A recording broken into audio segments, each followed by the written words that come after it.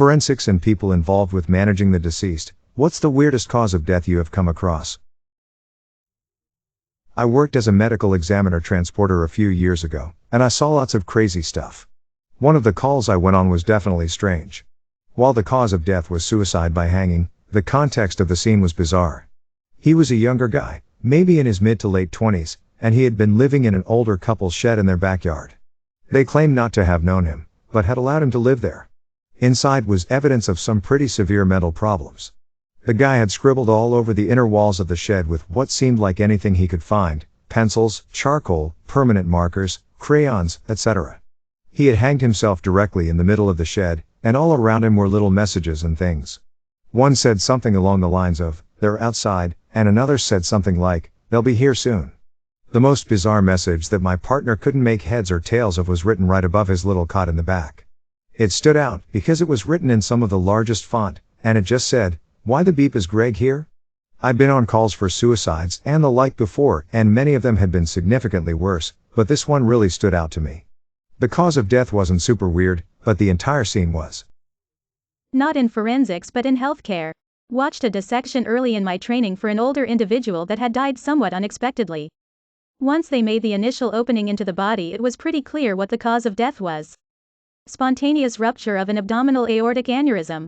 The person essentially bled out into their abdomen, so it was basically a massive pool or semi-coagulated blood. Generally understood to be a pretty quick death. So there's that, I guess. Not a forensics person, but a girl that went to my primary school went to warm her car up in the winter, and after starting it slipped on some ice and knocked herself out. She landed adjacent to the tailpipe. DND expired due to carbon monoxide poisoning. I'm a paramedic. One of the ones that sticks out in my mind. Get called by a man to do a wellness check in his sister. He lived on the lower floor of a house. Her the upper. He was wheelchair bound and she was his caretaker. She hadn't come downstairs that morning and he was worried because he heard a thud that night. Didn't think anything of it until she didn't show up in the AM. So we go up the stairs.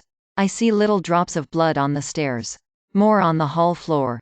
We follow them. Find the bathroom. Blood everywhere. Blood all in the bathtub. Toilet is full of blood.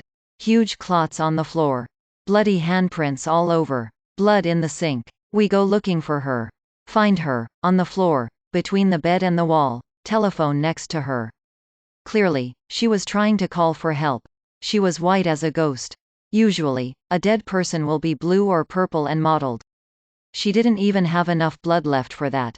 I'm guessing it was ruptured esophageal varices, but it was never confirmed. We checked for blood in her mouth and her butt, but there wasn't much. She had no trauma. We didn't find any booze, but you'll never know. Radiation sickness in an amateur scientist that had been performing ill-advised experiments. Tests had to be conducted to determine if the cadaver itself was even safe to handle.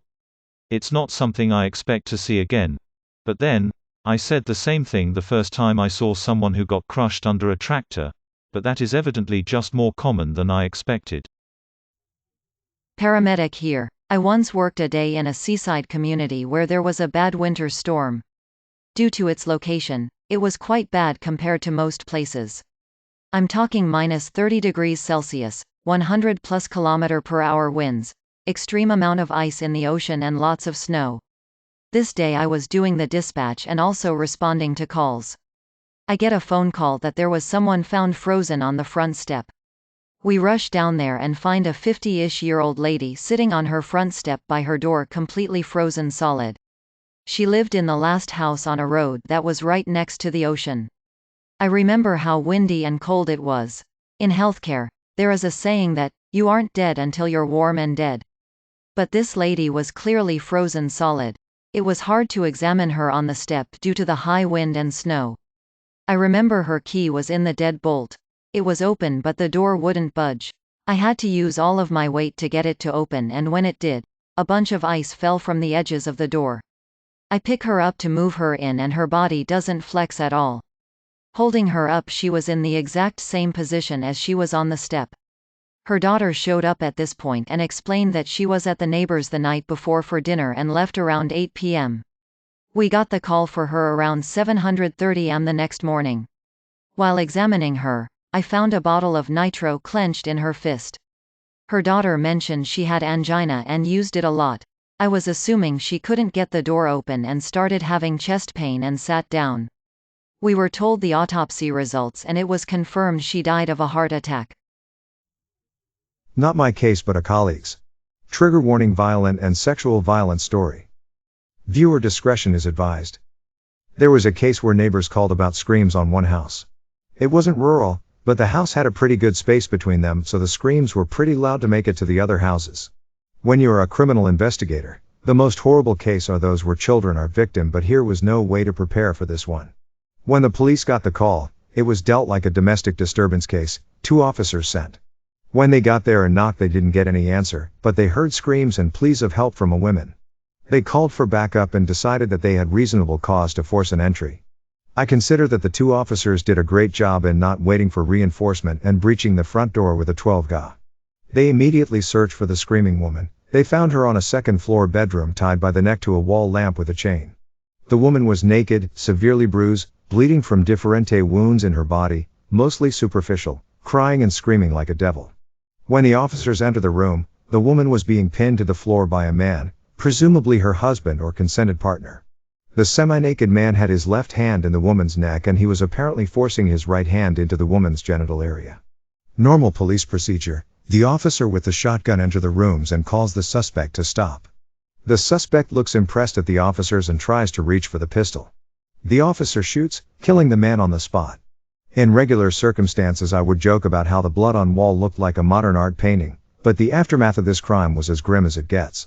The woman was raped and beaten in various ways. Everything was kinda ordinary until the officers say a naked little girl in blood pool on the floor at the other side of the room. The policeman, who took a life less than a minute ago, went on and left the scene entirely. The second policeman was shocked but tried to compose himself to tend to the woman. Reinforcement got to the scene and usually the mood in a crime scene is serious and kind of down. But this one felt more like a funeral with 2 officers leaving. My friend was in head of the forensic unit at the time and he supervised the recovery of evidence personally. The autopsy of the little girl was as horrible as the fact.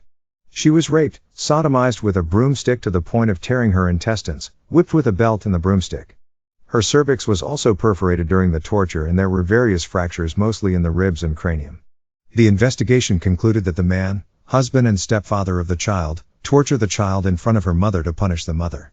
I don't remember the reason and sincerely I don't care. I do see how anything would excuse these type of acts. The girl was 10 years old. At the end we know that the woman has been in a mental health institution for more than a decade. My friend left the force and had to took therapy for a year, and speaking of the case still triggers PTSD. He now works as a PI with an investigation team, so we can choose on what we are going to work on. But nothing will change that an innocent child lost his life in a barbaric manner to the rage of a man. Had a sad one where a guy tried to hang himself from the 3rd floor balcony. The rope broke and he fell and impaled himself on fence spikes. A lady walking her dog hours later thought he was a gruesome Halloween decoration until she noticed leakage from the poor guy. Security camera footage from across the street showed he was alive for a while before he bled out. May your day be filled with joy and happiness. And please remember to subscribe to Upvote for the best quality content every day.